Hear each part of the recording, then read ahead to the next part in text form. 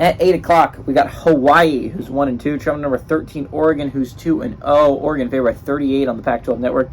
Braden Shager, who, by the way, is tied for second for most touchdown passes through the first couple of weeks. To be fair, the people that are 1 and then tied for 2 are all teams that played week 0, so it's not quite fair. But Braden Shager has looked actually pretty good. 80 on 28, thrown for 972 yards, 10 touchdowns, 5 interceptions, which is crazy until you realize that they've played 3 games. But even then, it's still kind of nuts that he's averaging over 300 a game. Jordan Johnson on the ground has had 11 carries for 76 yards, and Pofele Ashlock has had 19 catches for 315 yards and 3 touchdowns. Bo Nix for the Ducks has gone 55-71, thrown for 646 yards, 5 touchdowns, 0 interceptions. Bucky Irving on the ground has had 15 carries for 157 yards and 3 touchdowns. And Troy Franklin has had 13 catches for 209 yards and 3 touchdowns. Oregon leads the series all time, 4-3.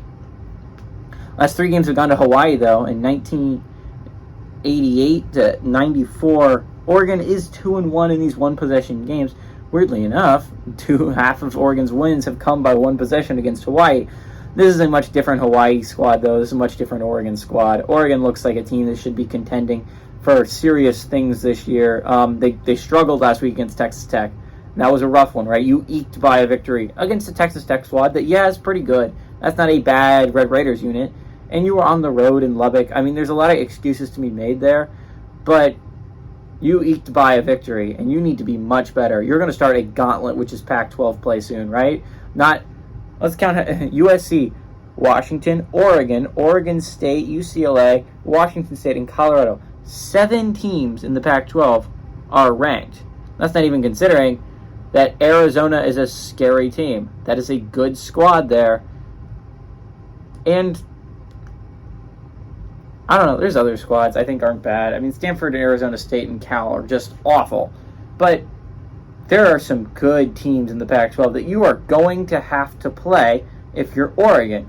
And sure, that's going to make for some really great football for us fans, but if you're Oregon, you're scared because there is a lot of good teams that are going to be trying to knock you down if you're an Oregon fan. This is a great tune-up game. You're going to play Colorado next week, and as low as I was on Colorado to start the year, I'm pretty bullish on them now. Deion Sanders has those boys playing, and they're completely new boys, but they are playing nonetheless. And Hawaii's not great. They haven't been playing phenomenal football. They haven't been playing awful football. They kept it close against Vandy and Stanford, and that's admirable. But Oregon is a much better football team than Vanderbilt and Stanford. Give me Oregon to win and cover at home. They're going to be mad from last week's performance.